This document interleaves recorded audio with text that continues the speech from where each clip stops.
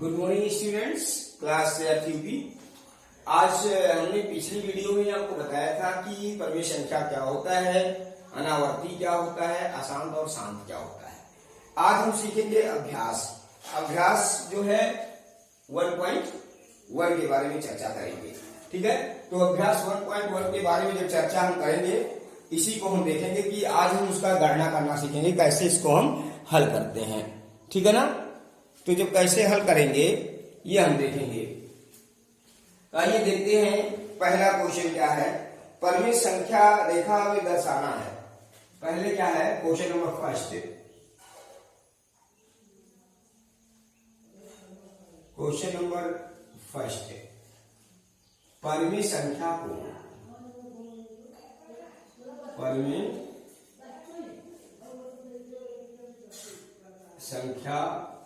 को संख्या रेखा पे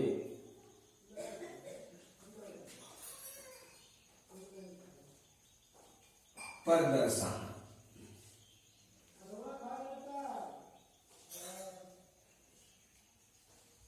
ठीक है, संख्या रेखा पे दर्शाना। ठीक, संख्या रेखा पे दर्शाना। अब आइए कैसे दर्शाते हैं, इसके लिए क्रिया विधि पहले क्या करेंगे कि इसी क्रिया विधि हम लिखा देते हैं आपको, कैसे दर्शाएंगे। तो पहला क्रिया विधि क्या है, क्रिया विधि कैसे करते हैं। ठीक है, कार्य विधि इसको भी कह सकते हैं, क्रिया विधि। अभी देखिए आपको बता रहे हैं अभी क्रिया विधि। क्रिया विधि में क्या है कि सबसे पहले अंश वाली संख्या की माप, सबसे पहले अंश वाले संख्या की माप की रेखा खींचो। ठीक है, क्या पहला है, सबसे पहले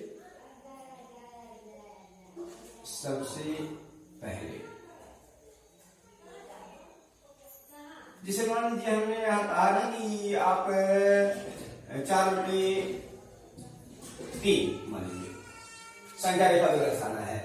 तो सबसे पहले क्या है कि अंश वाले माप की रेखा खींचा। ठीक है ना, कैसे, अगर हम क्लियर भी करते चलते हैं, बताते भी चल रहे हैं। जैसे मैंने एक रेखा ऐसे खींच दिया, कितने सेंटीमीटर था, 4 सेंटीमीटर का। ठीक है, यहां देखिए 0 लिख दिया, वो लिखा जिसको हम 0 मान के चलेंगे। क्या मान के चलेंगे, 0 मान के चलेंगे। ठीक है ना, अब हम 4 की रेखा खींचे, 4 मीटर यहां तक हमने मान लीजिए इसको 4 खींचा। ठीक है ना, धनात्मक है तो राइट में, और अगर ऋणात्मक है तो लेफ्ट में खींचते हैं। फिर दूसरा स्टेप क्या है कि रेखा तो अंश वाले के माप की रेखा हमने खींच दिया। अब क्या, फिर उस माप के जो हर वाले माप का है, ठीक है, अंश को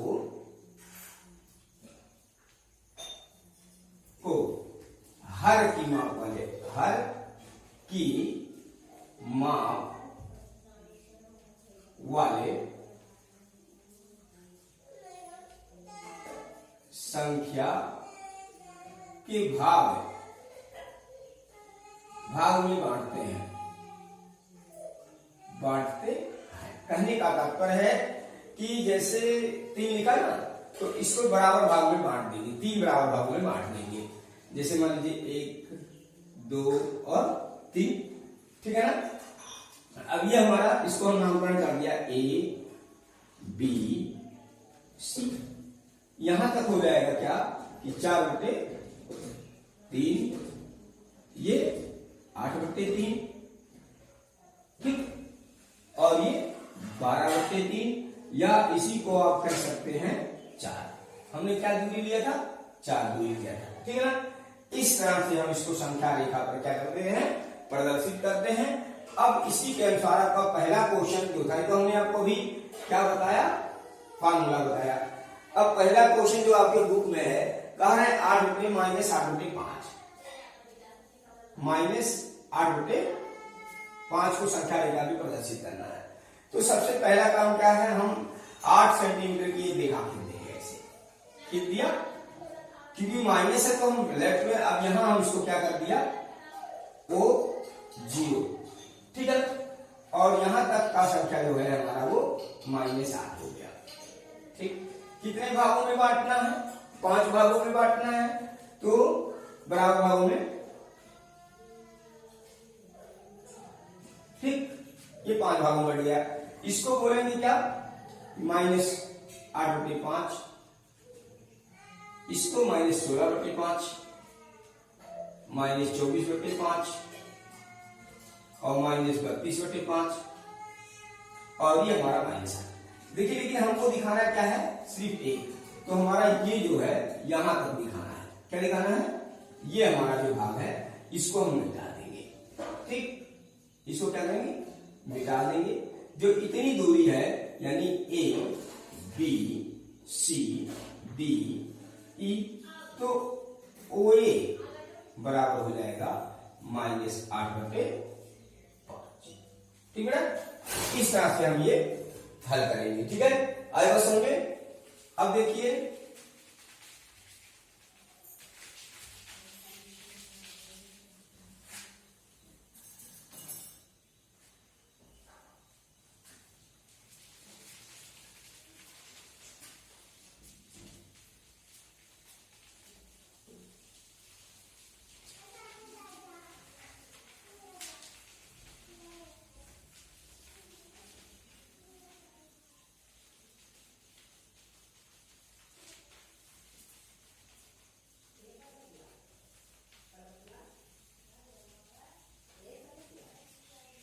अब देखिए क्वेश्चन नंबर 2।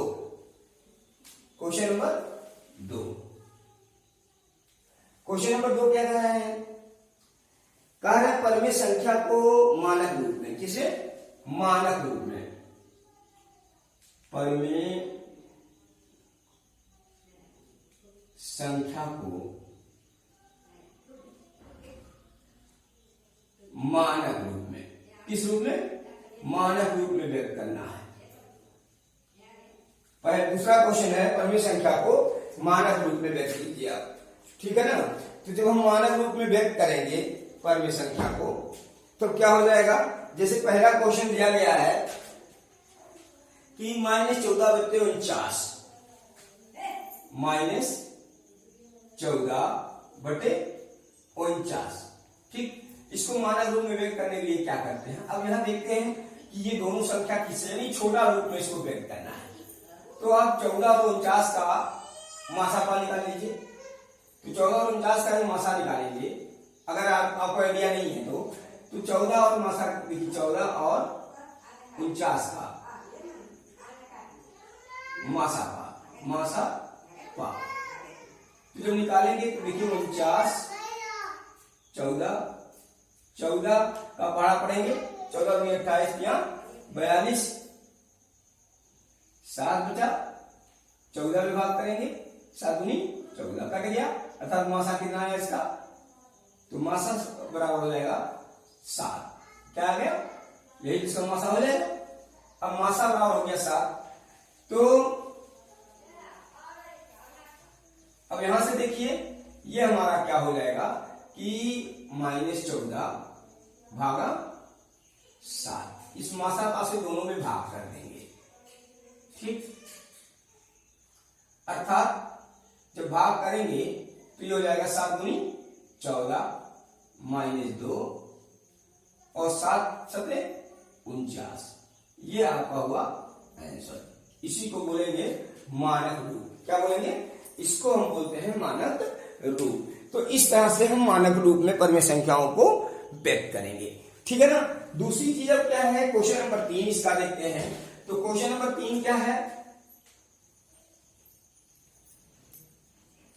क्वेश्चन नंबर 3 क्या है, कह रहे हैं कि -21/55 को हर -5 सहित परिमेय संख्या के रूप में व्यक्त करना है। -21/35 को हर -5 -5 सहित परमेय संख्या के रूप में, परमेय संख्या के रूप में व्यक्त करना है। अब देखिए कहने तात्पर्य है हर कितना आना चाहिए, -5 आना चाहिए। अब बराबर लगाइए और -21/35 लिखिए। अब देखिए अपने मन में यहां काम करना है, जो आइडियाज के लिए क्या है, 35 में आप -5 से भाग कर दो बेटा, तो 5 सत्ते 35, 5 सत्ते 35 यानी -7 बच जाएगा, क्योंकि माइनस आगे लग जाएगा। तो ये हमारा हो गया 35, कट गया, यानी -7 से क्या है, यहां लिख देंगे -7 से अंश और हर में भाग कर देंगे, अंश और हर में भाग करने पर बोथ साइड। तो जब यहां भाग करेंगे बेटा तो -7 यानी देखिए किसी संख्या में जब हम ऊपर नीचे भाग करते हैं उसी से तो कोई परिवर्तन नहीं होता, स्वरूप उसका चेंज हो जाता है। अब देखिए 7 × 21, 7 बचे 35, यहाँ -5 हो जाएगा, यहाँ 3 हो जाएगा, यानी क्या आ गया 3/-5, 3/-5, यह आपका हुआ आंसर। ठीक है ना। नेक्स्ट,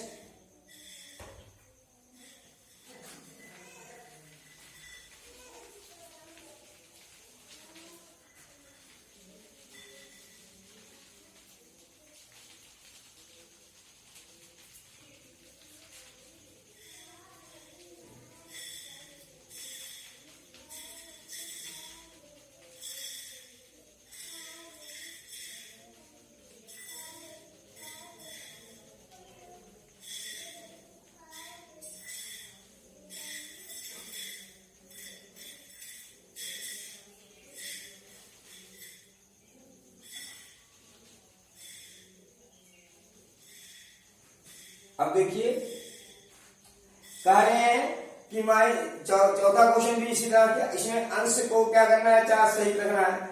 अब इसमें अंश से भाग करके वही आइडिया निकालेंगे और ट्रू और फॉल्स लिखेंगे। तो ट्रू और फॉल्स में क्या है, 5वां क्वेश्चन ट्रू और फॉल्स कहते हैं कि सभी पूर्णांक परमेय संख्या है। सही है, सभी पूर्णांक का मतलब मैंने आपको लिखाया है, पूर्णांक क्या होता है। पूर्णांक का मतलब जो जिसको 0 में शामिल कर लिया जाए, तो 0, -1, 2, 3, 5, चाहे वो ऋणात्मक हो या धनात्मक हो, सभी क्या है नेचुरल नंबर्स। अगर 0 से इंक्लूड होते हैं तो वो हमारा परमेय संख्या होती है, तो ट्रू है। यानी 5वें का पहला क्या लिखेंगे, 5वें का पहले में ट्रू लिखेंगे। ठीक है, ट्रू यानी टी, ठीक है ना, यानी इसका मतलब होता है सत्य।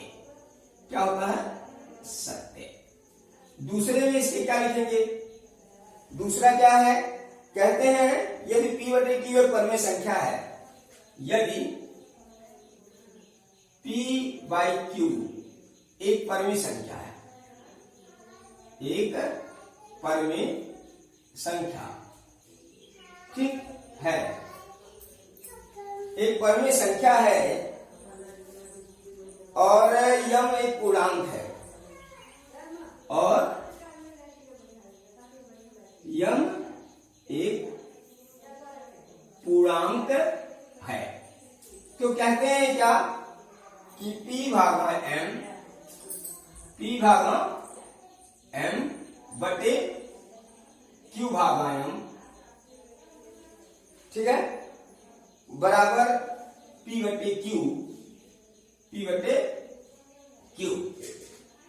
तो आपको मालूम होना चाहिए मानक रूप लिखने के लिए क्या होता है कि जब किसी भी परमेय संख्या में हम किसी संख्या से भाग करते हैं तो जो भागफल आता है वो क्या होता है, परमेय संख्या होती है। तो ये P/Q एक परमेय संख्या आ रही है, अर्थात इसमें कोई चेंजिंग नहीं होगी, तो इसको हम क्या लिखेंगे, सत्य लिखेंगे, यानी इसके आगे हम क्या लिख देंगे, P। ठीक, इसका तीसरा पार्ट क्या है ये देख लें। तीसरे पार्ट में कह रहे हैं कि सभी भिन्न परमेय संख्या होती है। क्या है, सभी भिन्न परमेय संख्या होती है।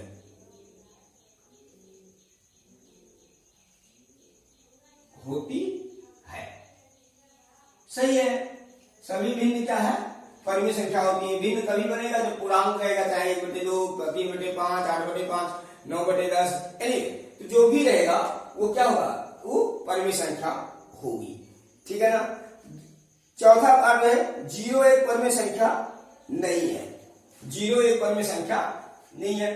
चौथा पार्ट इसका कारण है 0 यानी 0 एक परिमेय संख्या नहीं है, परिमेय संख्या नहीं है।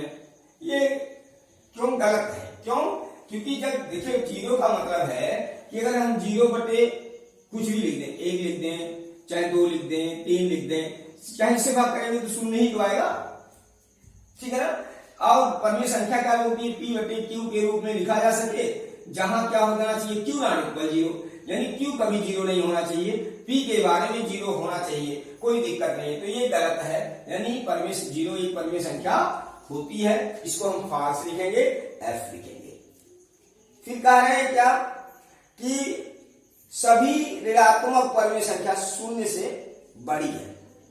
सभी ऋणात्मक संख्या, ऋणात्मक संख्या का मतलब -1/2, -3/4, -1/3, एनीवे जैसे भी है। ये जो क्वेश्चन है आपको मालूम है भली भांति, आपको क्या है मालूम है कि ऋणात्मक जो होता है, ऋणात्मक संख्या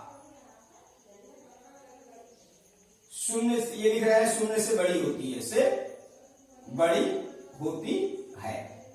तो क्यों नहीं बड़ी होती है? क्योंकि सभी ऋणात्मक संख्या जो है बाएं साइड में होती है, 0 से छोटी होती है। ऋणात्मक संख्या सुनो 0 से क्या होती है, छोटी होती है। तो इनका लिखना गलत है, बड़ा नहीं, छोटा लिखा होता है। ऋणात्मक संख्या 0 से छोटी होती है तो राइट होगा।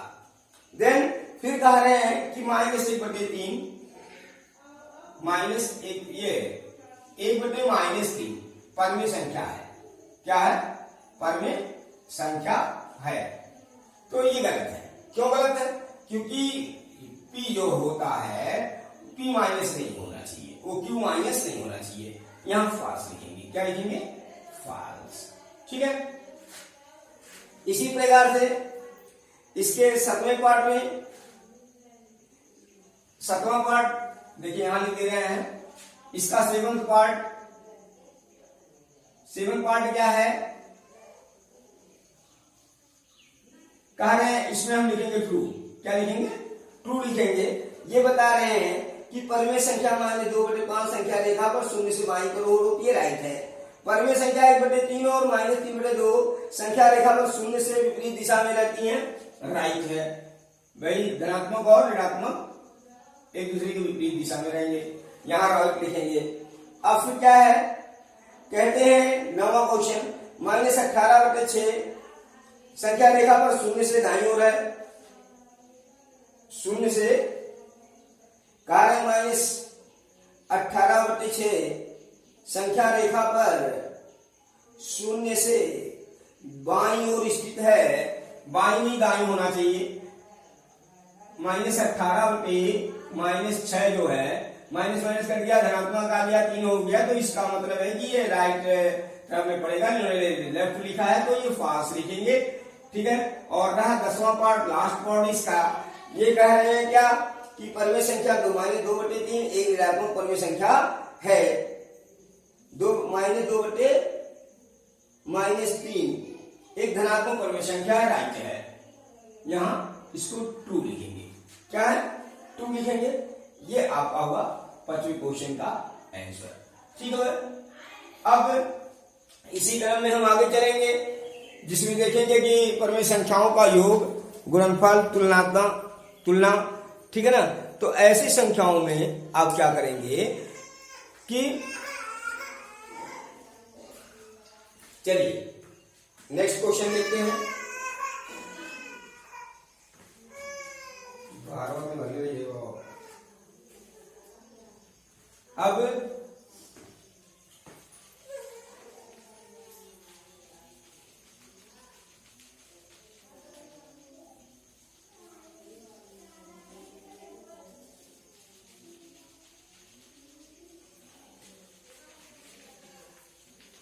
चलिए नेक्स्ट क्वेश्चन क्या है आपका,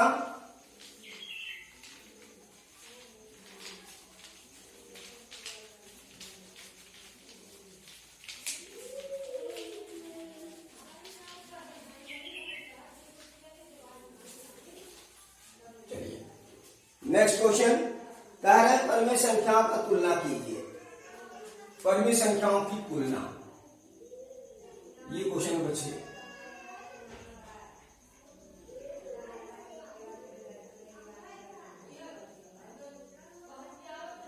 तुलना का मतलब होता है कंपैरिजन, छोटा और बड़ा। ध्यान से तो देखिएगा, इसी पे सभी क्वेश्चंस आगे के हैं।